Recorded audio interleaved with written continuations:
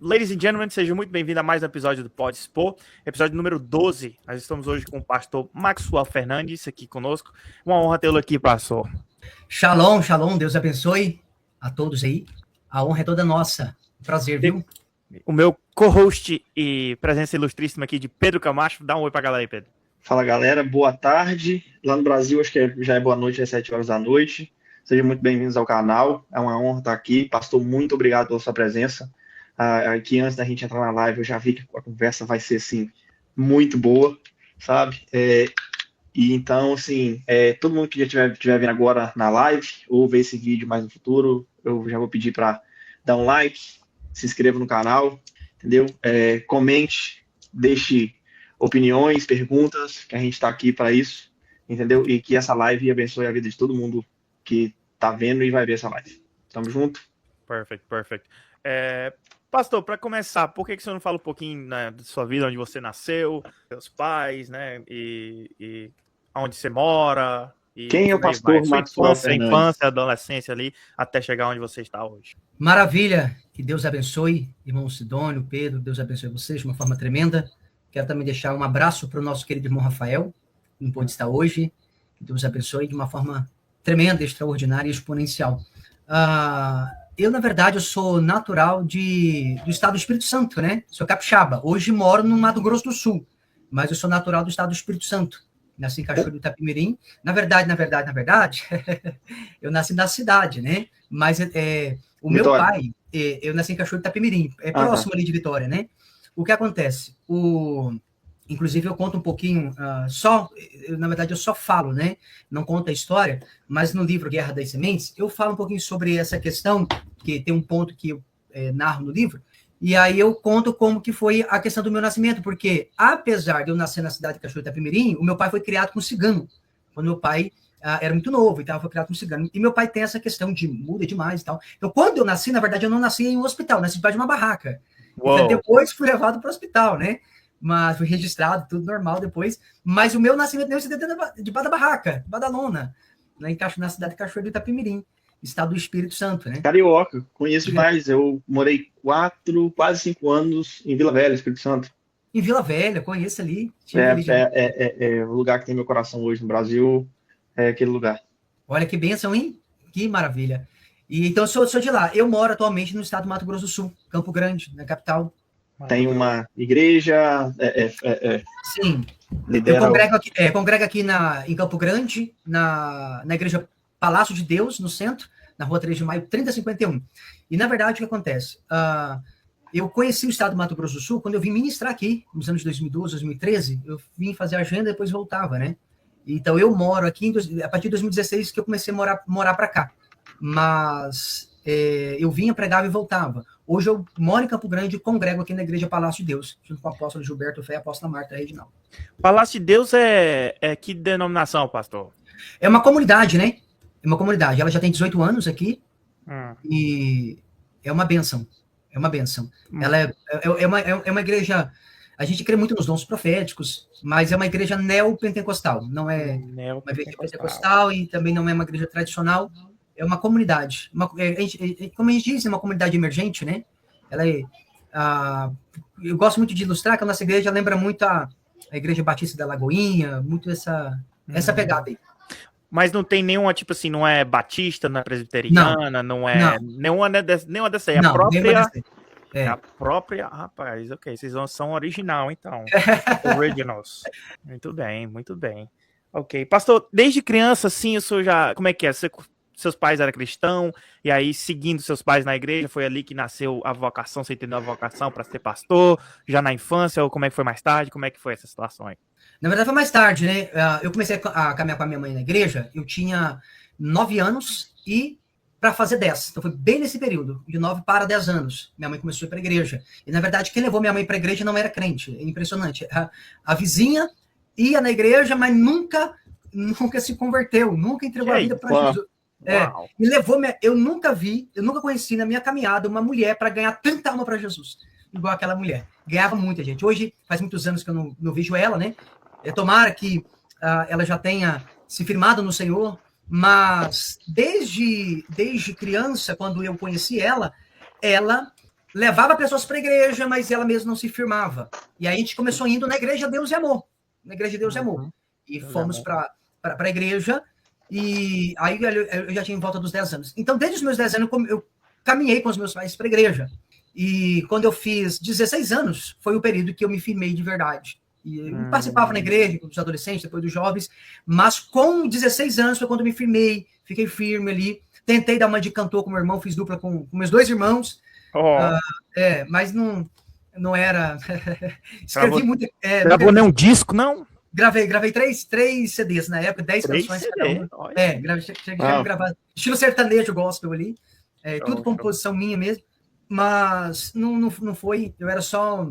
Eu digo que eu sempre digo que eu era o Marrone da Shopee, só que o Marrone canta afinado, né? Mas eu, assim, nunca deu certo. Mas depois eu descobri que não era para mim essa questão de cantar. Eu trabalhei muito tempo com os dons proféticos também. E quando eu tinha 19 anos, foi quando eu comecei a ter meu primeiro contato com a teologia e tal. Foi aonde eu comecei a me apaixonar pela Escritura Sagrada. Então, a partir daquele momento, eu comecei a ministrar. Então, eu viajava para ministrar e aproveitar para tentar cantar.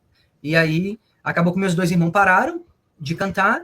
E aí, quando eles parou, aí acabou a dupla, né? Porque eu não cantava, quem cantava era ele, só batia a boca, então não dava mais. Sim. E aí parei, aí fiquei só no Ministério da Palavra. Aí eu trabalhei um tempo como missionário, fui ordenado missionário, fiz missiologia e tal. E aí depois de um tempo virei pregador itinerante, fui itinerante por um bom tempo. E 2018, mas isso não foi na Palácio de Deus, não, isso foi em outra igreja. Aí foi na Assembleia de Deus, porque eu saí da Igreja de Deus e Amor, né? E aí fui congregar na Assembleia, porque na Igreja de Deus e Amor eles não permitiam a gente sair na época, eu não sei como que tá hoje, mas na época eles não permitiam a gente sair para visitar outra igreja, para cantar em outra igreja, ou para pregar em Deus e Amor, não permite, né? Isso faz parte Tem que ser só Deus e Amor. Isso mesmo, faz parte do sistema deles. Essa posição deles aí. Ele não permite, né? Inclusive hoje em dia, né? Essa semana eu tava vendo um vídeo do Davi Miranda Neto, e aí eu tava vendo o posicionamento dele. Então, eles estão trabalhando para que eles consigam trazer pregadores de fora, de outros ministérios, para ministrar na Deus e Amor, né? Mas na época não podia. Então, como a gente estava começando a ser convidado para poder cantar em outra igreja e tal, aí não podia sair. Meu irmão conversou com o pastor na época e acabou pedindo a bênção para a gente poder ir para a Assembleia de Deus, para que a gente pudesse conseguir atender essas agendas. Sim. Então, aí fui para a Assembleia de Deus, fiquei um tempo na Assembleia de Deus, uns 10 anos na Assembleia de Deus. 10 anos, uns 10 anos na Assembleia de Deus. E aí lá fui ordenado a missionário, depois acabei virando pregador itinerante, e aí só 2018 eu fui ordenado ao pastoreio, ao pastor. Certo. E aí você foi para o seminário e tudo assim? Sim. Aí meu primeiro curso de teologia, meu primeiro contato com a teologia foi em 2009. Meu primeiro curso de teologia básico.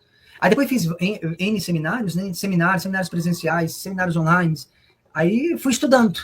E até hoje eu faço ainda, até hoje eu estudo teologia. Até hoje a gente continua ainda lendo, estudando. Comecei um curso na pandemia e até hoje ele ainda não concluiu online, ele não concluiu ainda o curso, está quase encerrando. A gente continua. E quanto mais você estuda, parece que você não sabe de nada e... Quanto mais a gente estuda, parece que menos a gente sabe. É o paradoxo, né? Quanto mais a gente estuda, mais a gente percebe que a gente não sabe de nada. Né? Pequeno, é impressionante isso daí. Inclusive, esse dia eu estava conversando com um pastor aqui, dizendo para ele, né? Eu disse para ele, rapaz, é incrível, porque eu tenho que estar sempre lendo, sempre meditando, porque parece que tudo que eu estudo, parece que eu acabo esquecendo.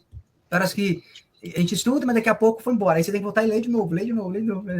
Não pode parar, né? E a parte boa disso é que quanto mais você lê, né? Quanto mais você lê, mais parece que a Bíblia muda. Parece que você lê a mesma coisa 2, 3 vezes e você assim, peraí. Mas a primeira vez, daquelas 2, 3 vezes eu li, isso não estava aqui. Isso aqui não estava aqui antes. A palavra é viva, né? Toda vez que você lê, ela vai ter um dia vai ter algo novo de Deus ali para você. Sim, então. A gente vai ganhando luz, né? Vai ganhando luz no texto. Eu sempre digo que a revelação bíblica ela é progressiva.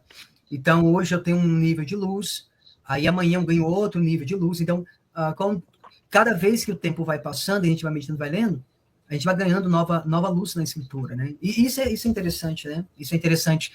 Igual essa semana eu estava dando, porque eu dou curso de teologia online, né? E aí, eu tô formando agora a turma agora no final do ano, a gente encerra essa turma. E eu tinha aberto uma turma na pandemia, Aí depois nunca mais abri. Fiquei 5 anos sem abrir a turma, aí abri ano passado, a gente está encerrando agora. E aí eu estava falando agora esses dias no módulo, estudando sobre a criação e a natureza do homem, e eu estava falando algo, né? Porque, tipo assim, a gente passa a vida inteira falando sobre a natureza pecaminosa do homem, né?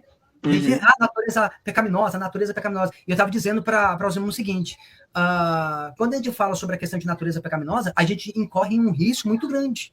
Por quê? Porque quando se fala de natureza, estamos falando de essência, de constituição. É constitutivo, é ontológico. E a ontologia do homem não é pecaminosa. A essência do homem não é pecaminosa. Então, não existe, né? Eu estava dizendo algo seguinte, não existe a gente dizer que a minha natureza é uma natureza pecaminosa. Nós estamos em uma condição de pecado. Mas a natureza do homem continua sendo espírito, alma e corpo.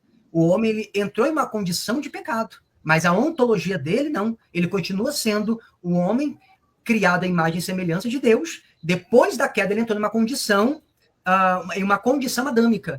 Mas, ontologicamente, na natureza, a constituição do homem continua sendo espírito, alma, corpo e a imagem e semelhança de Deus. Isso não mudou. Então, o homem não tem uma natureza de pecado. Ele tem uma condição de pecado. E é diferente, porque às vezes a gente passa a vida toda falando sobre natureza pecaminosa, a gente vai crendo nisso, né? Só que quando você para poder pensar, você percebe que não faz sentido. Então, assim, a Bíblia, cada dia que passa, a gente vai ganhando luz no texto e a gente entende sobre esse ponto, né? Faz sentido, porque a gente veio de Deus, né? E a gente vai voltar para Ele. Então, se a gente veio de lá, nossa natureza não pode ser pecaminosa. Exatamente. O Criador foi Deus, né? Exatamente. Ele fez tudo, antes mesmo de tudo, ele já tinha planejado, ele já tinha criado, né? Então, exatamente. Se a gente já estava ali, a nossa natureza é aquela ali. Exatamente. E aí a gente vê isso lá em Gênesis 5, porque se você ler ali, por exemplo, Gênesis 5, você percebe duas coisas.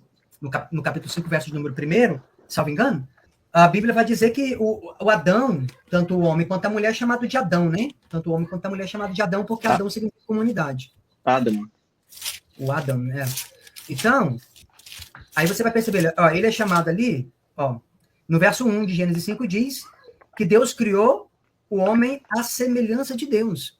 Só que quando você lê o verso 3, você percebe que Adão vai viver 130 anos e gera um filho à sua semelhança, conforme a sua imagem. Então percebe como agora? Ele, por causa da condição de pecado dele, ele vai migrar. A sua condição não é mais a imagem e semelhança de Deus. É agora a imagem e semelhança do homem caído. Por isso, da necessidade de Jesus Cristo. É a única forma da imagem do homem ser restaurado. Inclusive... E você sabe qual é a diferença? A diferença da a gente ser imagem e semelhança de Deus e depois o filho de Adão ser a imagem e semelhança do homem? Porque quando Adão foi feito, ele foi feito em 3. Corpo, mente e espírito. Né? Que é a nossa alma, nossa consciência, certo? Só que quando ele cai, o que ele perde? O espírito. Então ele deixa de ser a imagem e semelhança de Deus, que Deus é Deus Pai, Deus Filho, que é corpo, e Deus Espírito Santo, que, né? A consciência de Deus, o corpo de Deus e o Espírito de Deus. Então, quando ele cai, a gente perde o espírito. É desconectado, né? É desconectado. Então, só depois, lá em Cristo, que o segundo Adão reconecta a gente para a gente poder ser consciência, corpo e espírito. Glória a Deus. Essa é o meu entendimento, sabe? E assim, por meio de Jesus não tem jeito, né? Não tem. Ele é o caminho, a verdade e a vida. Então, tipo assim, é por onde você vai passar, né? Ele que vai te guiar por onde ele vai passar, e o resultado de você confiar e caminhar nesse caminho é a vida eterna. Glória a Jesus. Amém. Glória a Deus. Essa é a restauração da Imago Dei, né? Sim. Imago Dei. Imagem de Deus. Pastor, nessa sua caminhada aí, já tem quantos anos de ministério já? Que o senhor tá... Eu comecei aos 16, estou com 36.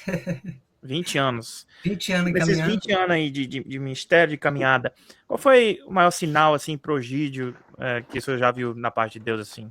Pode ser através do seu ministério, pode ser que o senhor já viu de outros. Qual foi o maior se tratando de sinais, prodígios, assim, de experiências de cura divina, por exemplo, né? Tirando a questão de impacto da palavra de Deus, vou falar de sinais mesmos, eu tive algumas experiências. Uma foi que aconteceu no Paraná, que foi de uma paralítica que andou. Uau. Inclusive tem vídeo, né? Tem vídeo meu. Eu tava pregando uma tarde da bênção, eu tava de camiseta, normal, tipo, não tava social nem nada. Eu ministrei num culto, tava fazendo uma cruzada, eu passou, vai ter uma tarde da bênção, vamos lá pregar? Vamos. Aí eu fui lá, comecei a ministrar.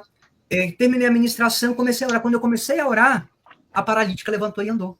Uau, glória. E aí, na hora, eu tinha um celularzinho ruim, né? Peguei, filmei assim ainda, meio de selfie, assim, aquele calor ali, peguei ela assim, peguei ela deixando na cadeira de roda e tal. Foi maravilhoso, foi muito espontâneo. Isso aí marcou muito, muito, muito, muito. Uma outra experiência foi aqui mesmo em Campo Grande. Tava orando num culto, e aí chegou tinha um adolescente no culto, que ele andava ele andava, tipo, apoiado sobre a batata da perna, né? Ele tinha eu não sei como que fala, não, mas ele andava agachado assim sobre a batata da perna. Então a gente orou por ele, aconteceu um milagre progressivo, porque isso eu tive se não me engano, foi no sábado, e aí quando foi no domingo, aí eu orei por ele, eu tenho até o vídeo onde eu declaro, né, sobre as rótulas dele. Aí no domingo ele levanta, ele morava com a avó, ele acorda e diz, né, a avó dele testemunha no culto da noite. Ele vai lá e diz, vó, ele acorda e diz, vó, a minha perna esticou. Uau. Então, aí ela chega e testemunha. E um outro milagre que a gente também tem, que a gente viu isso acontecer, foi aqui no interior do Mato Grosso do Sul, onde uma irmã, ela não podia ouvir, ela tinha um problema de audição, e gastava muito dinheiro com isso, inclusive ela testemunha isso também, a gente tem um vídeo também, e aí a gente vai, ora por ela, declara sobre a vida dela, e aí eu volto depois de quase um mês para poder ministrar de novo naquela igreja, e ela vai, numa outra cidade, daí ela vai lá, nessa outra cidade, uma cidade perto aqui, uma da outra, e ela vai lá para testemunhar, leva os documentos, tudinho, e para poder falar. E aí tirou o aparelho e ela ouvia. E começou naquele dia que a gente orou por ela lá. Graças a Deus. Então a gente, de sinais, para mim esses foram sinais que marcaram muito assim a minha caminhada, meu ministério. Uau. Sim. Muito bem. Pastor, então acho que vamos entrar naquele assunto que a gente já tá esperando. Vem pra live para ver. Oh, Jesus. Pastor, fala pra gente do seu livro. Glória a Jesus, né? Hoje nós lançamos esse livro aqui, Guerra das Sementes, Discernindo o Grande Engano e os Sinais do Fim. Esse livro aqui, ele tem 360 páginas, 30 capítulos, e a gente trata nesse livro como que o inimigo atua para poder enganar, como que ele vai preparando toda uma narrativa para que a nossa mente seja condicionada, para que quando o anticristo manifestar, a mente da população esteja pronta e preparada para isso. E aí eu exponho nesse livro aqui, desde a queda de Lúcifer até a manifestação do anticristo no período dos 7 anos finais. Então é um fio de ouro que a gente pega e atravessa a escritura, né? O alvo desse livro é mostrar que Jesus ele é maior do que qualquer engano, porque muito se fala sobre o grande engano. Então o livro expõe esse grande engano e mostra que maior do que o grande engano tem alguém que é maior do que esse grande engano, que é Jesus Cristo, né? E aí nós entramos num ponto aqui que é sobre o fenômeno alienígena, porque eu digo que o inimigo, ele vai sempre mudar de máscara, só que por baixo dessa máscara existe a verdadeira face dele. Então o que acontece? O diabo, ele se move de acordo com o pó que o homem oferece. Então, para cada geração, ele vai se apresentar de uma forma, ele vai se apresentar de uma maneira. E como que a gente puxa esse fio para poder a gente entender isso? A gente fala sobre a queda de Lúcifer, como ele fez para derrubar o homem e a sentença. Por que Guerra das Sementes? Guerra das Sementes por causa de Gênesis, capítulo 3, versículo de número 15, que diz, e porém inimizade entre ti e a mulher, entre a tua semente e a sua semente. Essa te ferirá a cabeça e tu lhe ferirá o calcanhar. Então começa aqui. Então existe uma sentença aqui em Gênesis 3,15, de uma guerra, de uma batalha entre as sementes. E essa semente, em algumas traduções, vai estar descendência, né? Então, entre a tua descendência e a sua descendência. O diabo, recebendo essa sentença e sabendo que vai vir alguém que vai pisar a sua cabeça, o que ele vai fazer? Ele vai corromper toda a raça humana. E aí a gente entra lá em Gênesis capítulo 6, onde acontece todo aquele processo de hibridização e tal. E aí, no livro, eu explico sobre isso, sobre os filhos de Deus e sobre os gigantes, sobre os híbridos, né? E a partir desse ponto, a gente vai desencadear isso exatamente no fenômeno alien de hoje. Como que o fenômeno alienígena que se apresenta hoje está conectado com Gênesis capítulo de número 6. Então, o livro, ele traz isso, ele narra todo esse fio, como que aconteceu todo esse processo de hibridização, de manifestação, de engano, e o porquê disso, né? O porquê disso. E aí, se falando lá de Gênesis capítulo 6, qual que é o ponto lá? O diabo vai contaminar a terra, ele vai corromper a raça humana, para que o homem, agora geneticamente contaminado e corrompido, a semente prometida, que é o renovo, o descendente da mulher, não nasça. E se uma vez que está toda a carne corrompida, quem é que vai nascer para cumprir a profecia? Não tem. Não é verdade? Sim. Então, Deus vai preservar Noé. Deus preserva Noé. Isso. Eu ia entrar nesse ponto aí. Uhum. Eu ia falar isso, porque, tipo, como teve o dilúvio, né, toda a população que existia afogou, apesar da família de Noé. Então, como é que... Eu queria saber mais sobre isso. Como que esses monstros aí, que o senhor falou, né, que o DNA deles estava afetado, conseguiram passar pelo dilúvio para conectar nos alienígenas de hoje? Né? Sim. E o ponto é, o que a gente precisa compreender? Noé, quando a Bíblia fala que Noé, ele era justo no seu tempo, essa palavra justo, ela vai muito além de alguém íntegro. Essa palavra justo, ela está mais conectada, porque a palavra é tamim, a palavra tamim, e a palavra tamim é a mesma palavra usada para os animais puros que eram oferecidos no altar, lá em Êxodo capítulo 12. E o que acontece? Noé, ele era tamim porque ele era geneticamente puro. Geneticamente puro. Então, ele pôde ser salvo, porque o Senhor precisaria dessa família preservada e pura para que pudesse nascer ali o descendente, né? Para que a gente consiga compreender como que existiu, porque a gente narra aqui sobre o período de 1.300 anos pós-dilúvio de hibridização. Então, são 1.300 anos de hibridização sobre a Terra. Só que alguns pontos aconteceram para que houvesse essa nova hibridização pós-dilúvio. E o primeiro ponto que a gente precisa considerar é que, porque geralmente quando a gente lê, a gente tem a ideia de que os gigantes são os nefilins. Só que quando você lê o texto, você percebe algo, que a priori, a nefilim não são os gigantes. Gênesis 6:4. Os nefilins, eles são chamados, de... o que é os nefilins? Os nefilins são os caídos. E quem são eles? A priori, a palavra nefilim é usada para falar dos anjos caídos, porque a própria palavra nefilim significa os caídos. Quem que é a prole dos nefilins? A Bíblia fala. São os giborim, que eram os homens de renome, os heróis da época, os titãs da época. Esses eram a prole dos nefilins. A Bíblia vai falar lá em Números, quando os espias vão chegar na Terra, a Bíblia vai usar a palavra min ha-nefilim, ou seja, da semente dos nefilins.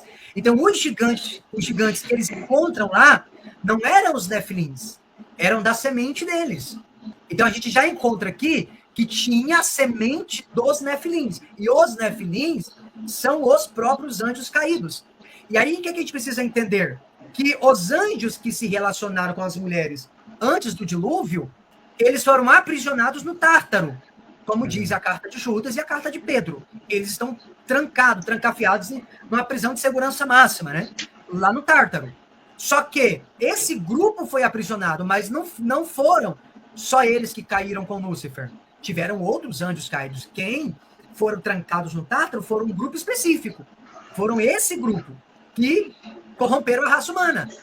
Só que os outros continuaram livres. E a gente, para entender essa nova incursão, essa nova onda de hibridização pós-dilúvio, a gente precisa entender 3 movimentos, pelo menos. Primeiro, os anjos que continuaram livres no céu atmosférico, no segundo céu, que é o firmamento. E isso aqui é interessante porque, se você parar para observar, você vai ver que Deus vai falando lá na recriação da Terra, e viu Deus, criou o dia 1 e viu Deus que era bom, né? E aí vai indo. Só que tem um detalhe interessante, porque quando ele vai falar sobre o firmamento, que é o dia 2, ele não diz que era bom. Todos os dias ele fala que era bom. Só que quando vai falar do firmamento, ele não fala que é bom. Por quê? Porque tinha alguém operando no firmamento, no céu de Mesorâneos, que é os próprios caídos, né? Então, só para dar abrir aspas aqui, pastor, uhum. Eu já vi mesmo essa questão de que, tipo assim, eu não estudei aprofundadamente, né, sobre o assunto, mas eu vi por alto ali, né? E é a questão das hierarquias, né? E dos generais do inimigo, que ele tem um exército, ele tem uma hierarquia, que eles dominam sobre os continentes, as áreas, né? Então, justamente eles devem ficar nesse céu, no segundo céu que você está falando aí, né? Sim, exatamente. E a Bíblia vai falar, né? A Bíblia vai falar ali, tanto em Efésios 6, a Bíblia vai falar em Hebreus também sobre os deuses desse século, que são os demônios. E a Bíblia fala também em Efésios, capítulo número 2, a Bíblia usa a palavra arconta para se referir ao príncipe da potestade do ar, e a palavra arque para se referir a esse arquiteto do universo. A Bíblia usa a palavra, ainda em Efésios 2, a palavra energeu, que vai falar que o príncipe da potestade do ar, ele trabalha energizando. É a mesma palavra que Paulo também vai usar para o poder do Espírito Santo operando na vida do crente. É essa energização que começa de dentro para fora. O diabo, ele trabalha, ele é o contraste da perfeição de Deus. Então, tudo que Deus vai fazer, o diabo vai fazer para imitar. É o que a gente narra no livro Guerra das Sementes sobre isso aqui, né? É o anticristo, né? O anticristo é isso. Não é alguma coisa totalmente contrária a Cristo. É uma cópia, tentando ser a cópia mais parecida com Cristo para enganar. Porque você não engana sendo o oposto. Você engana quando você tenta ser igual. É isso aí. É isso que onde muita gente se confunde, né? Porque eles acham que na hora que vai ter a tentação, por exemplo, que o diabo vai aparecer com um espeto na mão na frente dele. E não vai, com tridente, uma leg. Não vai acontecer. Ele vai aparecer do jeito mais enganador possível, né? Uhum, exato. A gente é enganado naquilo que mexe com o nosso ego, mexe com o nosso coração. Exato. Não é com aquilo que a gente tem medo. Não é com o que a gente tem medo. Tipo assim, se você tem medo de altura, ele não vai te tentar você pulando de paraquedas. Tá entendendo? Ele vai na sua fraqueza. É onde o seu coração ele é sujeito, por ser enganoso, o seu coração ele é sujeito àquele tipo de caminho. Vamos falar sobre a maior. Só para abrir, depois, isso eu já continuo, viu, pastor? Só para abrir um parênteses aqui também, já entrando nesse tópico de tentações, por exemplo, vamos falar da maior pandemia que existe no momento, que é a pornografia, por exemplo. Ixi. Tá entendendo? Então, por exemplo, o diabo não vai aparecer como a gente nem falou, com tridente na mão, ele vai aparecer como uma mulher bonita, né? Que aí afeta a luxúria do caba, né? O caba se pega desprevenido. E aí ele vai, né? Você vai vendo mulher bonita na rua, daqui a pouco você tá no celular, aparecem uns posts, aí vai gerando aquilo no coração, e aí, quando pensa que não, já caiu. Acho que eu tenho visto que acho que o maior alvo disso tudo é a família. Sim. Sabe? É uma coisa que eu tenho entendido, é que o maior alvo disso tudo é a família. Por quê? Porque a pornografia tá aí principalmente para o homem, e o feminismo tá aí para a mulher. Então é na hora que assim, é uma coisa que eu tenho consumido muito, essa batalha e vendo o plano que está por trás disso, porque você não consegue atingir um só, porque principalmente no casamento o outro serve de base para segurar isso, mas quando você atinge os dois nos detalhes mais assim minuciosos, sabe, o homem, principalmente em grande maioria, o homem com a pornografia, mas a mulher com todo o pensamento que a mídia, esse pensamento feminista, sabe? Esse pensamento igualitário de uma forma mentirosa. Eu tenho aprendido muito. Não é bíblico, né? Não é bíblico. Não, porque uma coisa que exato, eu tenho aprendido muito que os dois, eles não são iguais. Eles têm valores iguais. Valores. Yeah. O homem ele não consegue sem a mulher, mas a mulher também não consegue sem o homem. Sim, exatamente do jeito que muita gente não concorda mais. O homem tem as suas funções. E essas funções são muito importantes. Só que a mulher tem as suas funções e essas funções são muito importantes. Então, quando a sociedade tenta masculinizar a mulher, você é independente, sabe? Cria homens também independentes das mulheres. Aí os homens independentes das mulheres pensam, eu não preciso disso porque eu tenho pornografia, eu tenho outros meios para conseguir aquilo que eu quero, que eu não preciso de um casamento. Hoje em dia, uma coisa que eu também tenho visto muito é o homem não precisa do casamento, porque o feminismo ele entra tanto dentro da mentalidade das mulheres de uma forma geral, que hoje isso tem mostrado para os homens que o casamento não vale mais a pena. O homem só entra no casamento para perder. Verdade, hein? Tá entendendo? O homem ele entra dentro do casamento para entregar o suor dele, para entregar uma casa, mas para nunca ganhar um lar. Ele ganha um teto, mas não ganha um lar. É uma coisa também que eu tenho visto muito isso, principalmente em volta das pessoas que eu convivo hoje no meu trabalho. Tem gente que prefere fazer 12 horas de trabalho de segunda a sábado do que ficar dentro de casa. Porque a cabeça descansa no trabalho, sabendo que a gente está ganhando dinheiro, que a gente está pagando as contas, que a gente está sendo útil de alguma forma, do que chegar em casa e ter cobrança, sabe? E um monte de coisa que, tipo assim, eu vejo muito isso. O homem fazendo as funções e não é mais do que sua obrigação. O homem faz sua obrigação, mas a mulher, hoje em dia, ela está sendo envenenada com eu falo assim, de um feminismo extremista. Acredito muito em que existe uma linha de raciocínio feminista de a gente precisa combater coisas que são também um machismo extremista. Concordo plenamente. Porque o homem, ele tem que ser protetor e provedor. Ele não tem que ser um brutamontes dentro de casa, ignorante, sabe? Estúpido. Então eu acredito que o feminismo tem que combater isso, sim. Sabe? Deixar a mulher ser quem ela quer, quem é a feminilidade dela e ter as escolhas dela. Concordo, a liberdade. A nossa Bíblia, o nosso Cristo veio pregar a liberdade. Deus nos deu essa liberdade com o livre-arbítrio. Tá entendendo? E uma coisa que eu tenho visto muito é isso. É a pornografia e muito do Red Pill hoje. Todo mundo que tá vendo, cuidado muito com a galera Red Pill. Porque tem muita galera Red Pill que também, infelizmente, acho que até no subconsciente, tem pregado contra a família, porque tem pregado que o casamento para o homem é só desvantagem. Sim. O casamento... Mas isso é interessante, que hoje eu vi isso, hein? Que doideira isso aí.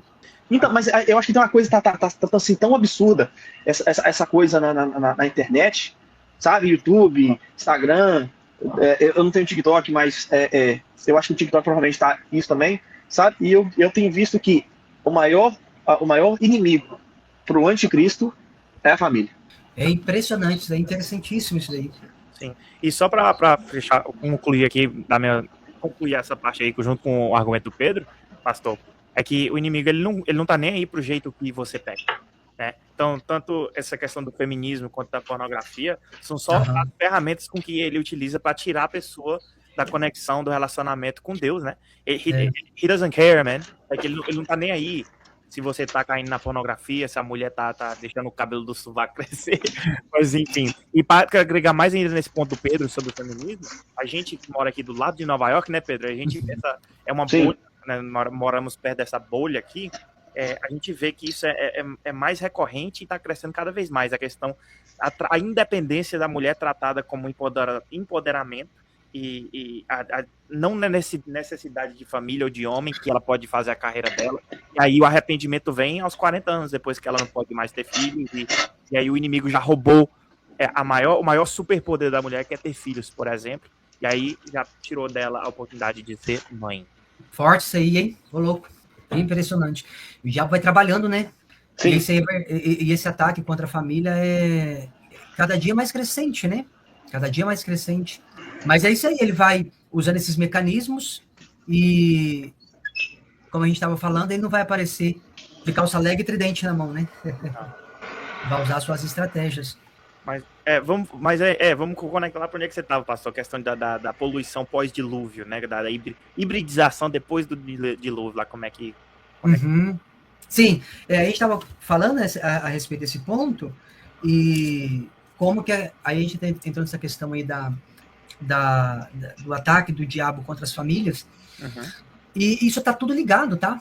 Esse ponto está extremamente conectado, porque a Bíblia fala que na casa, por exemplo, do adúltero, daquele que, né, a gente está falando aqui sobre pornografia, etc., na casa do adúltero, na casa do promíscuo, existe uma porta aberta para o mundo, para a assembleia dos gigantes.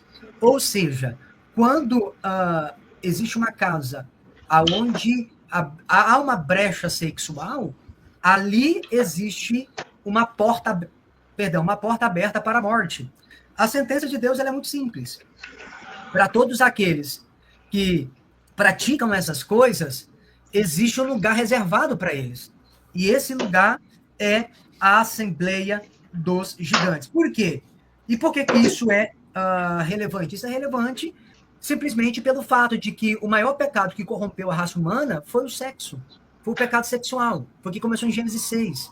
Então, o que a Bíblia está dizendo é, se você praticou tanto o pecado que corrompeu a humanidade, que você conviva junto com o resultado disso. E o resultado disso são os híbridos, são os gigantes. Então, existe um lugar que a Bíblia chama de Assembleia dos Gigantes, a morada deles, aonde os adúlteros irão passar. Ou seja, é o tempo que a Bíblia chama de as trevas exteriores.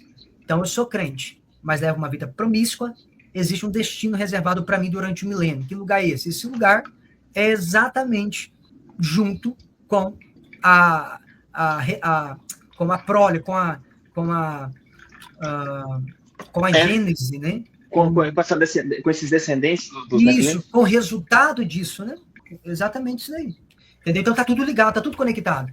E aí você percebe que, por exemplo, quando a gente começou a falar sobre esse assunto dos sinais do fim, da onde que veio esse start? O start veio exatamente por ler o texto que Jesus diz, como foi nos dias de Noé, assim também será a vida do Filho do Homem. Só que Jesus é categórico. Ele vai falar os dias de Noé e ele vai usar também os dias de Ló. É um espelho de Noé e um espelho dos dias de Ló. E aí, ambos os casos, têm envolvimento com o pecado sexual. Ambos os casos. E aí você vê hoje, né, como que está crescente essa questão de ataque contra a família, o feminismo, até mesmo o machismo, essas coisas. Então, o homossexualismo, né? Enfim, vai cada dia mais crescente. Porque está relacionado exatamente com o que aconteceu antes. E quando Jesus diz, como foi nos dias de Noé, assim será a vinda do Filho do Homem, Jesus não está usando uma figura de linguagem. Ele está dizendo, você quer saber quando é que os dias do fim está próximo? Olhe para o que aconteceu nos dias de Noé. O que é que aconteceu nos dias de Noé? Não foi só casamento, não foi só pessoas bebendo. O que aconteceu nos dias de Noé é que hoje temos a capacidade de ver com os nossos olhos. Chama-se corrupção genética, transhumanismo.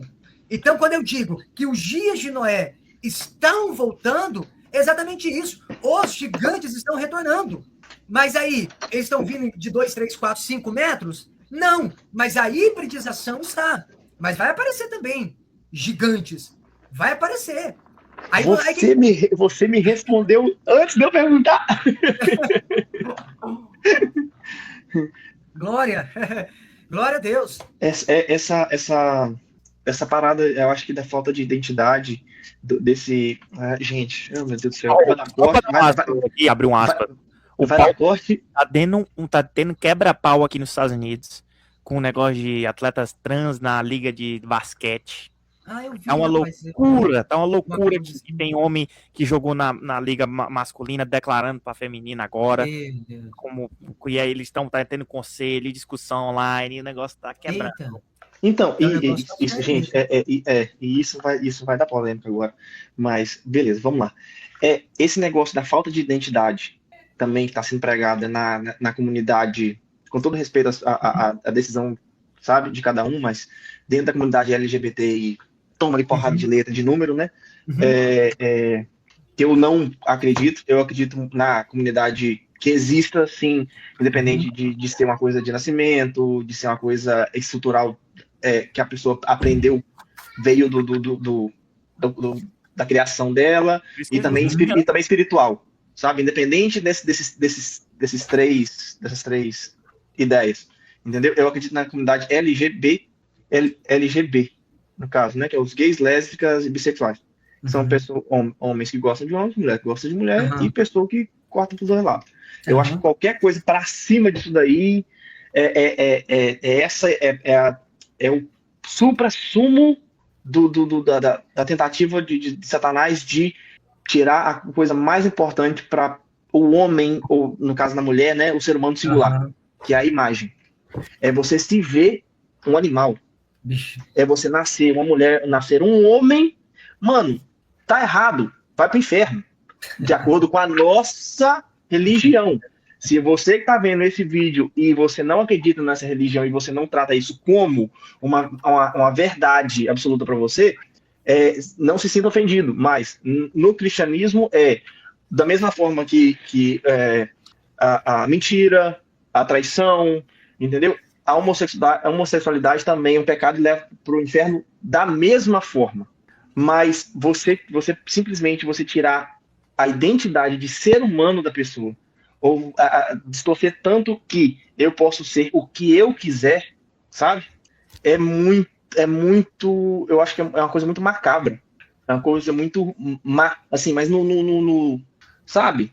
Cara, eu vi um caba que se identificava como porco e tava num chiqueiro de porco, mano.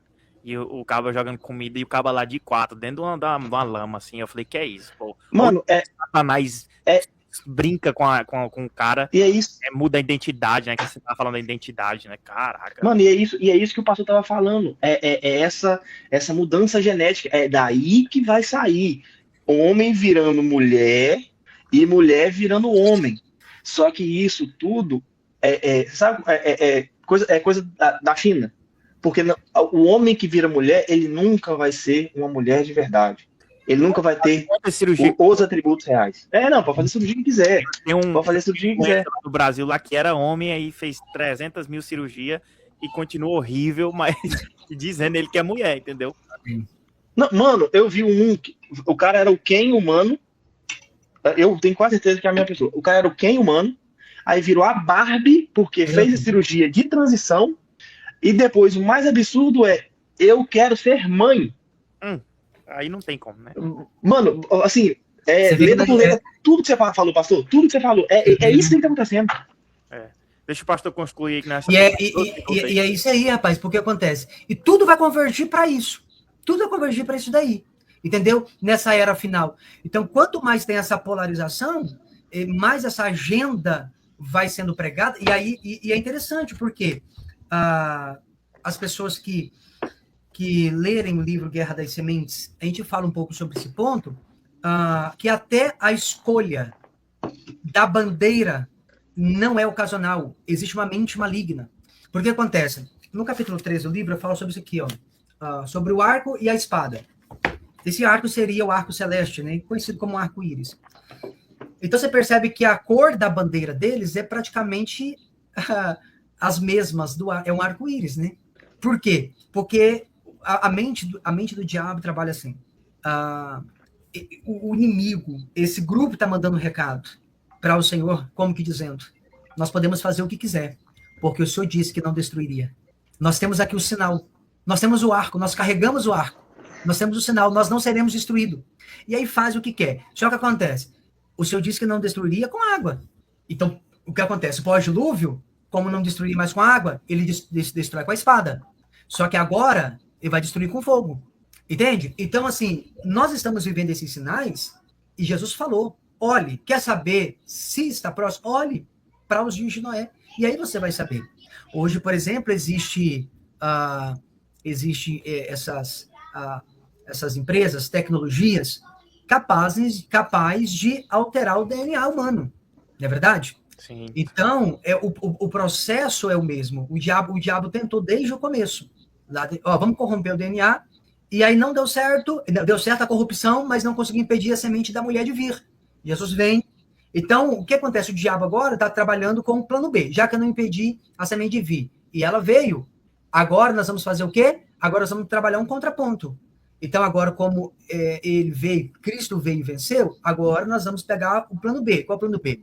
Não é corromper toda a genética para impedir o Messias de vir. agora nós vamos criar um anti-Messias. Caraca. Precisamos de alguém agora para poder... Aí você vai perceber que tudo é igual. Quando eu falo a respeito de que tudo o diabo vai manipular, eu falo um pouco sobre as naves, né? Porque as pessoas perguntam muito, mas e as naves dos aliens, né? E aí, primeiro que a gente desconstrói toda essa ideia de que não é um povo que tem uma tecnologia avançada e tal, a gente explica sobre isso. Mas você vai perceber que a Bíblia diz, Deus tem o seu carro-trono. O que o diabo faz agora? Vamos criar as naves. Entendeu? Então tem o Cristo, vamos criar o anticristo. Existe o Deus Pai, Deus Filho, Deus Espírito Santo. Você lê Apocalipse, existe o dragão, existe a besta, que é o anticristo, existe o falso profeta. Então tudo ele cria em paralelo. A Bíblia diz que Jesus, ele virá, e quando ele vier, ele vem sobre as nuvens e tal, e ele tem o seu carro-trono. E aí a Bíblia diz que o anticristo virá sobre as asas da abominação. Ou seja, o anticristo entrará em Jerusalém carregado por demônios, porque precisa parecer Deus, querendo ser Deus, ele precisa parecer Deus. Então, o engano, e aí tudo vai sendo performado, né? Então, há mais de 70 anos, Hollywood prega que os aliens são benevolentes, são irmãos intergalácticos. Aí, a ufologia traz toda essa ideia, né? E aí, como que pintaram a imagem? Pintaram a imagem de alguém franzinho, né, ali, magrinho, para que as pessoas batam o olho e sintam pena, e sintam dó, sintam compaixão, para que as pessoas tenham empatia. Por quê? Para que vocês... Não sei se vocês assistiram o filme de AD. Chegaram a assistir esse filme? Sim. Que lançou agora? Assistiu? Então você percebe, tipo assim... o Independence Day aqui, Pedro. Então o que acontece? É o dia D do Spielberg. Spielberg, isso aí? Não é o Independence Day. É o dia D. Ah, tem outro já. Tem outro, assim, muito louco. Já vou falar muita coisa dele já. Lançou agora, acho que em junho, né? Só que eu fui assistir mais de um mês depois.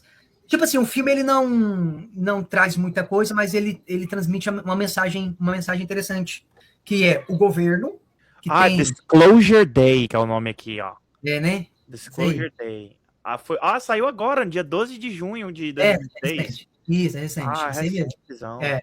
E aí, eles criam ali a ideia, né, no próprio filme, eles vão trazer essa narrativa de que o governo tem lá de que tem esses corpos ali não biológicos e tal, esses extraterrestres têm guardado lá. Enfim, quando vai chegando no final do filme, é a primeira vez que vai aparecer um alien Grey. Só que, olha que interessante, porque no filme, esse alien, ele não é apresentado como um ET baixinho, como a gente costuma ver, não. Ele é apresentado como um alien Grey, só que gigante. Isso aqui ele é gigante. Só que ele chega para ser apresentado direto numa rede de televisão, para que todo olho veja. Então interrompe todas as transmissões do mundo, até guerras que está acontecendo, que está sendo transmitida, é cortada para anunciar a chegada de um alien Grey. Entende? E aí ele chega numa cadeira de roda. As pessoas têm... Se a gente não conhece, você chora de dó dele no filme. Ele chega na cadeira de roda. Então, por quê? Porque precisa enganar. Se ele chega ali falando que vai machucar todo mundo, ninguém fica com pena. Ninguém fica com guerra, né? Não vai. Então o engano está sendo preparado. Só que isso não é só agora. Isso aí é construção. Isso Hollywood, isso o Vaticano, isso no judaísmo. Tem pastores, existem livros de pastores que defendem exatamente essa ideia, que diz até que Jesus, ele foi elevado aos céus em uma nave, ele foi abduzido. Meu Deus. Exatamente. Então, tipo assim, todas as vertentes tem alguém que defende essa ideia. Eu tenho uma teoria muito louca. Diga. Eu acho que ele subiu, né?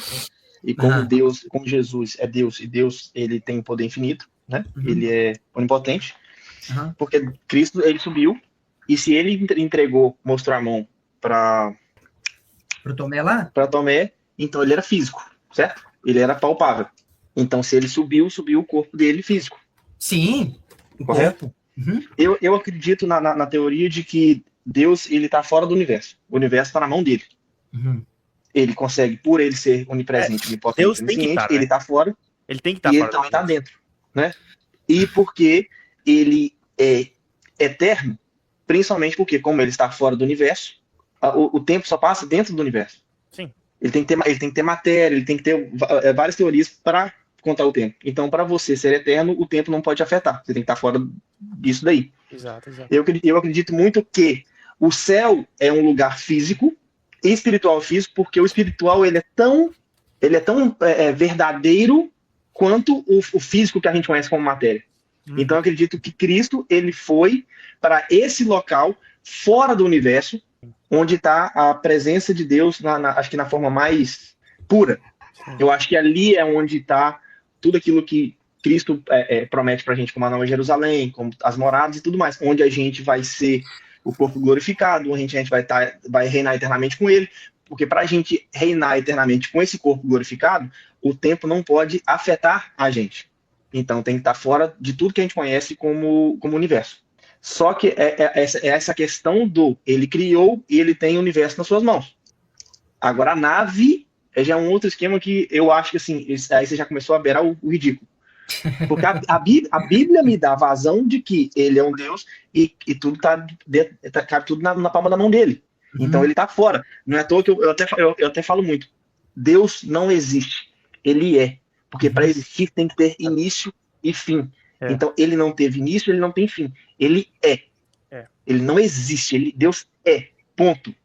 Porque o tempo não afeta ele. Ele criou o tempo.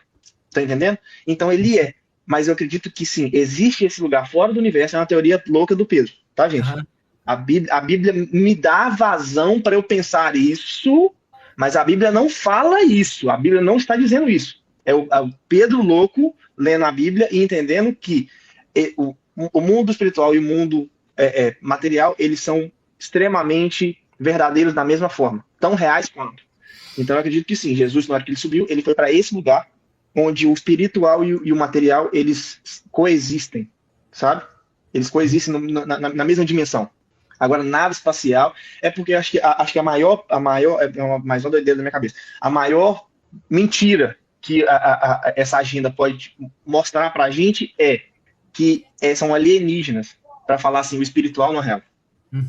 Então, o que eu entendo hoje, que a gente vê tudo como extraterrestre, outros planetas e tudo mais, não, é simplesmente uma maquiagem, porque se eles falam assim, não, o alienígena, eu acredito que o alienígena na verdade, existe, e é de verdade, olha o corte maravilhoso aí, mas é porque ele é simplesmente a maquiagem dos demônios, porque eles são reais, porque se eles são anjos caídos, o mundo espiritual é tão real quanto o mundo material. Então é só uma capa, uma fantasia, para que eles possam ter acesso a gente sem a gente assustar, entendeu? Então o alienígena chega, ele é bonitinho, ele não quer fazer nada de errado. Na verdade, sabe? É a demo por trás. Essa é a teoria do Pedro maluco.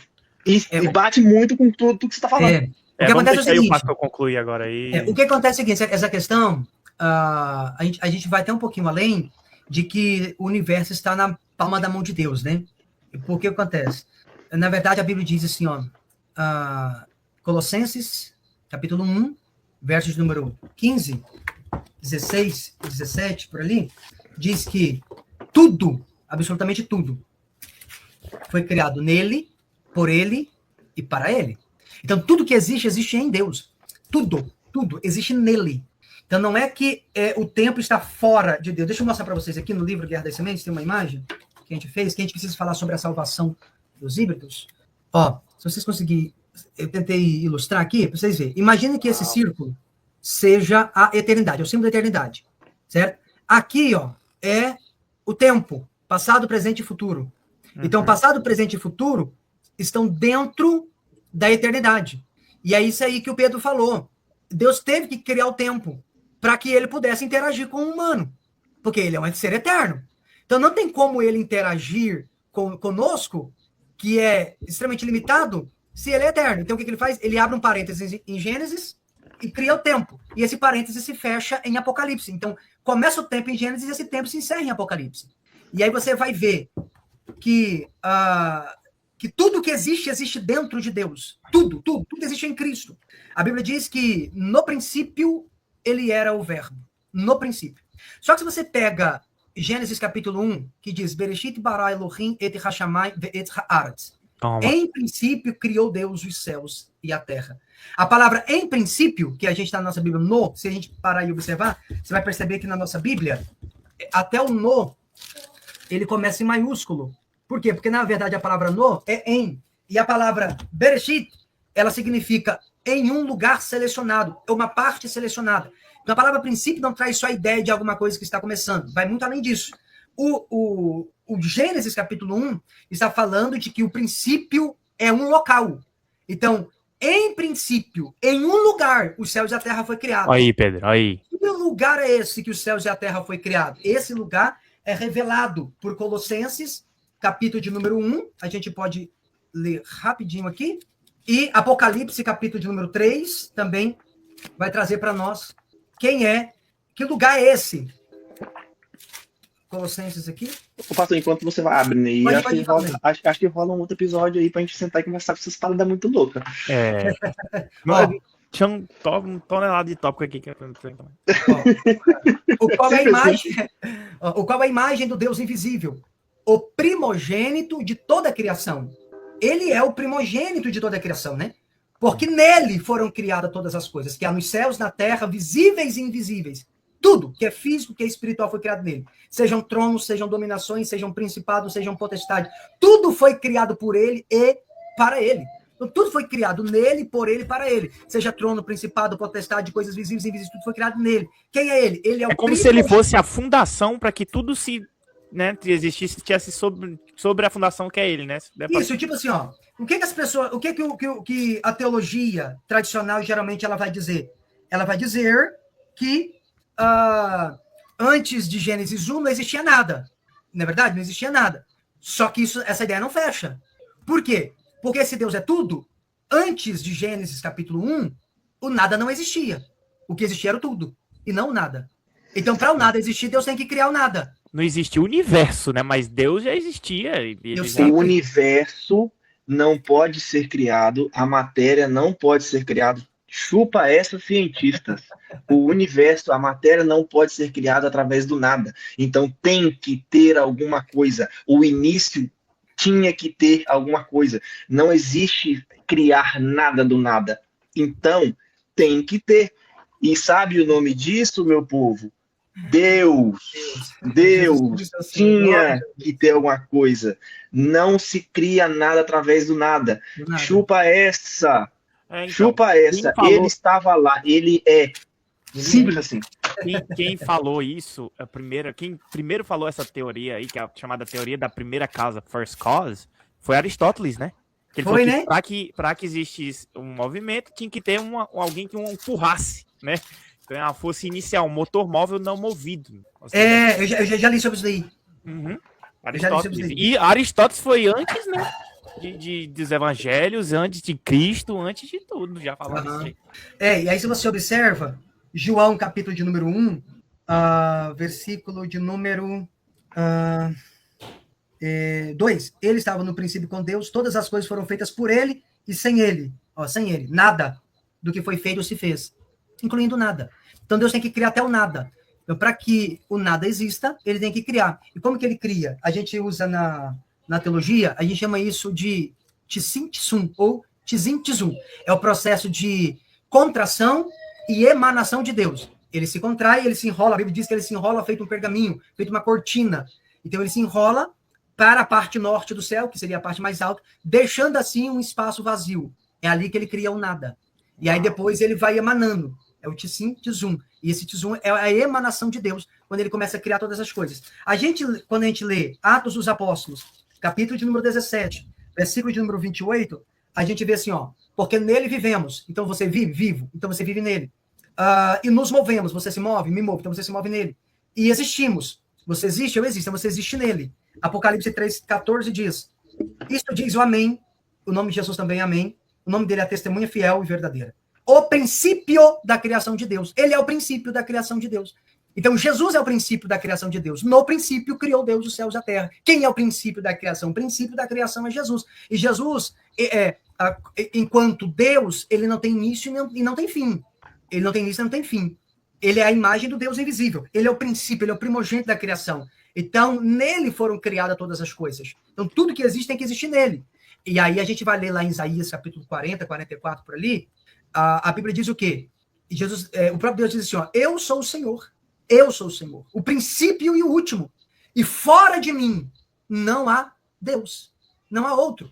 Ele não está dizendo que não existe outros deuses, ele está dizendo, podem existir outros deuses? Pode. Na Índia existe mais de 3 mil deuses, mais de 3 milhões de deuses, sei lá. No mundo afora existem muitos deuses. O que a Bíblia está dizendo é, existem muitos deuses, mas todos eles, para existir, têm que existir em mim, porque fora de mim não existe. Não há nada fora de Deus. Absolutamente nada fora dele. Tudo para existir tem que existir nele. Tudo para existir tem que existir nele. Amém? Então, um minutinho. Então, o que acontece? Aí essa questão que o Pedro estava falando, né? Sobre Deus criar o tempo. Então, ele cria o tempo para comunicar conosco. E não só para comunicar conosco. Porque para comunicar com a própria criação celestial, ele vai criar o que a Bíblia chama de o tabernáculo celestial, o verdadeiro tabernáculo. Ele cria um tabernáculo dentro do próprio céu. Uau. Então, dentro do próprio céu, ele cria um tabernáculo. Para quê? Para que anjos, serafins, querubins, tronos, todas as criaturas celestiais consigam se comunicar com ele. Por quê? Porque aonde está o começo de Deus? Onde está o fim de Deus? Ninguém acha, nem as criaturas conseguem achar, nem os seres celestiais conseguem encontrar. Então, o que é que o próprio Deus faz? Ele se diminui, cria um tabernáculo dentro da própria estrutura do céu, e a gente está falando do céu, desse céu do Eporâneos, porque se a gente for falar aqui da questão de céu enquanto dimensão, nós vamos ver que eu posso estar aqui agora em Campo Grande e estar no céu. Você pode estar agora nos Estados Unidos e estar no céu, porque Jesus mesmo falou, eu vou para o Pai, vou preparar um lugar. E o texto vocês podem procurar depois no próprio texto grego, e na minha própria Bíblia aqui na BTX, ela está dessa maneira, para que onde eu estou, estejais vós também. Algumas traduções traduziram de forma equivocada ali, porque não entendeu o princípio. Aí quiseram forçar o texto. E aí colocaram para que aonde eu estiver. Mas não é onde eu estiver, é onde eu estou. Onde ele estava? Ele estava em Jerusalém, mas estava no céu. Porque o céu, para nós, é um lugar lá em cima. Na mente de Jesus, o céu é uma dimensão. Que eu posso estar em Jerusalém e estar no céu. Posso estar nos Estados Unidos. Posso estar em Campo Grande e estar no céu. Exactly. Foi falado nos podcasts aqui para trás que o inferno também já é uma condição de mente, né? Porque, tipo, enquanto você está em condição de pecado, você já está no inferno. Se você parar para prestar atenção, porque você já cortou o relacionamento e aí não tem conexão mais com Deus, você literalmente vive um inferno na Terra, né? Assim como você pode viver o céu na Terra, né? E só para agregar também na questão que o senhor falou que Deus teve que criar o nada, eu trago a analogia da casa, por exemplo. Se você vai construir uma casa, como é que você constrói uma casa? O que você tem que fazer primeiro, Pedro? Fundação. E o que você tem que fazer? Cavar o buraco, né? Você tem que cavar o buraco. Cavar o buraco. E o buraco é o quê? O buraco é o quê? O buraco é nada. É um buraco. E a casa existe ali. Então Deus teve que criar o buraco do nada para encaixar o universo dentro. Tá entendendo? Aí, na moral, pastorzão, no dia que você tiver um horário, se o Sidônio, assim, depois a gente conversar e trocar uma ideia, não sei como é que você tá de horário, mas eu acho que isso aí dá uma série de conversas que a gente pode aprofundar nisso aí. Acho que vai ficar. Você por acaso tem canal no YouTube? Tem. Então, eu acho que a gente fazer o Instagram dele tem um monte desse conteúdo. Eu tava olhando lá e tava falando. Eu acho que a gente pode, porque, tipo assim, eu sou uma pessoa que eu penso umas doideiras dessas, mas eu sou uma pessoa muito ainda leiga. Então, se você você viu que o pastor ele dá os versículos tudinho, baseado. Mata isso é muito importante. Pisa na cobra e mostra ela, o corpo dela. Exato. Então, assim, eu acho que se você topar, é um convite, a gente pode conversar depois direitinho, em detalhes, mas a gente pode, se o Sidônio às vezes não tiver tempo, vai ser um prazer a gente sentar para conversar e aprofundar em cada tópico desse, ainda mais que você tem todo esse conhecimento, principalmente na palavra, sabe, do grego, do hebraico, do aramaico, sabe, uma série, assim, se você tiver tempo, não precisa ser uma coisa específica toda semana, tal, mas Pedro, eu tô com tempo, tal dia, você acha a gente sentar, trocar uma ideia, fazer uma live e fazer isso para jogar em todas as plataformas, nas suas plataformas, nas nossas plataformas, e principalmente uma coisa que é o mostrar a verdade, é o conhecer a verdade que despertará. E acho que deixar esse conteúdo para a galera entender qual é essa visão escatológica, sabe? A gente aprofundar principalmente nas ideias que o seu livro tem, entendeu? Glória a Jesus. Eu acho que seria uma parada muito legal. Pastor, fala aí pro pessoal onde é que a gente consegue comprar seu livro, fala sobre a sua turma aí da teologia, onde é que consegue se inscrever para a próxima turma, fala aí para o pessoal. Glória a Jesus. Para poder fazer a aquisição do livro, Guerra das Sementes, é só acessar o site www.ograndeengano.com. e aí consegue lá, vai ter um botão lá, e aí vai ser direcionado lá para o nosso WhatsApp, tá? Para qualquer lugar do Brasil, o frete está gratuito, né? Para fora do Brasil, a gente tem que cotar aí os valores do frete. A gente tem livro para mandar para o Japão, temos livro para mandar para a Inglaterra, temos livro para mandar para a Suíça, para os Estados Unidos. Eu vou comprar. Glória a Jesus. Não, eu quero também. Esse aí eu preciso dele. Eu preciso dele. Amém. Glória a Jesus. E o primeiro lote dele chegou essa semana. É lançamento mesmo. Acabou de chegar. O primeiro. A gente está na fase de envio ainda dos primeiros livros, né? Pastor, então, você está no Mato Grosso, certo? Mato Grosso do Sul, aham. Se eu te perguntar, o meu psicólogo, meu pastor, Elmi, já esteve aqui com a gente já teve a honra de ter ele aqui também, ele provavelmente ele ainda vem esse ano. Será que você consegue enviar aí, se a gente enviar lá para o Espírito Santo, compra, trazer pra gente? manda para ele traz, velho. Facilita muito, hein? Entendeu? E eu vou falar o seguinte, eu vou comprar um para mim e vou comprar alguns mais, né, para oferecer aqui pra galera, entendeu? Glória e tudo mais. Eu quero o meu com a dedicatória. Amém. Do pastor Maxwell, Pedro. É isso não fazer, Pedro. Teorias muito loucas. Nós vamos comprar e mandar pastor Elmi. Aí o pastor Elmi vai vir e traz pra gente, entendeu? Glória, vai ficar bom, hein? Vai ficar bom. A Cristina Rocha falou aqui, pastor, faz um sorteio para quem tá na live. Olha aí, ó. Ei, irmã Cristina. A irmã Cristina acho que já até comprou o livro. Que bênção, hein? Pastor, vamos fazer o seguinte, Cristina. Vamos ver essa parada dessa série pra gente aprofundar no seu livro, nessas teorias. E eu compro os livros pra gente fazer o sorteio nessas lives. Glória. Aí, ó, que bênção. Show, que show. Tá doido. Não, fechou. Glória a Jesus. Vai ser maravilhoso, gente. Vai ser maravilhoso. Ó, de todos os livros que eu escrevi o livro 3 Minutos Depois da Morte, Saindo do Quarto Escuro, e O que é Adoração, e agora esse aqui, Guerra das Sementes, né? Esse aqui, de longe, é o livro, tipo assim, de longe, para mim, de todos os livros que eu escrevi, cada um tem o seu ponto forte, mas para mim, esse aqui é o livro para esse tempo. Final dos tempos, com certeza, com certeza. Nesse livro eu falo sobre a geografia do anticristo, nesse livro eu falo sobre o corpo que vai hospedar o anticristo, não pode ser um corpo comum, o porquê que não pode ser um corpo comum, ele tem que ser um corpo híbrido com DNA de anjo caído, e a gente mostra o porquê disso, então tá tudo muito detalhado, com texto, com tudinho, os textos, tudinho aqui. Pastor, não, vamos ter que trabalhar em cima de uma tradução pro inglês aí, para lançar em inglês, pô. Já pediram, rapaz, você acredita? Essa semana tava fazendo uma live lá no... A gente tem um professor de inglês aqui, tá ligado? Eu até falei lá com o pessoal da live lá, que a gente ia ver como que a gente faz para conseguir traduzir esse livro depois pro inglês, né? Que eu tenho pedidos para fora do Brasil, e aí pediram ele em inglês também, né? Pois é. Dá pra gente maturar essa ideia, né? Precisar de alguma coisa aí, tamo aí.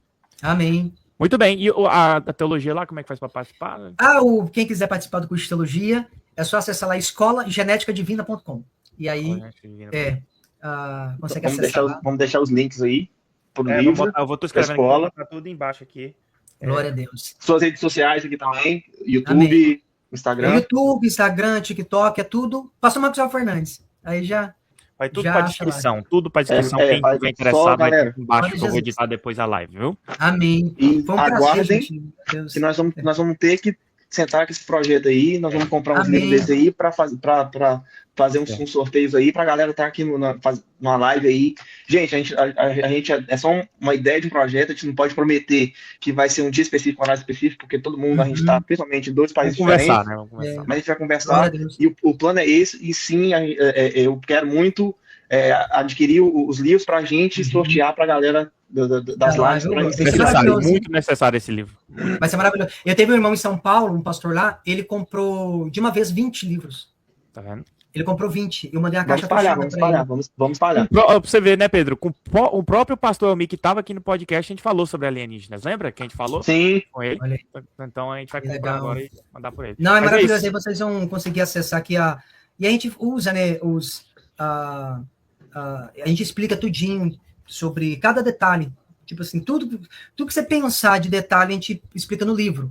Sobre a natureza dos anjos, a natureza das supostas naves, sobre o que são os alienígenas, como que a gente chegou na conclusão que são demônios, que são híbridos, como que a gente chegou nessa conclusão, biblicamente falando, com a ufologia, como que a gente conectou todos os pontos, entendeu? Então, tá tudo muito bem detalhado aqui no livro. Perfeito, obrigado. Que é isso, pastor, nós agradecemos, foi maravilhoso o seu tempo aqui com a gente. Já está convidado para um próximo episódio e já tem os projetos aí para conversar com o Pedro.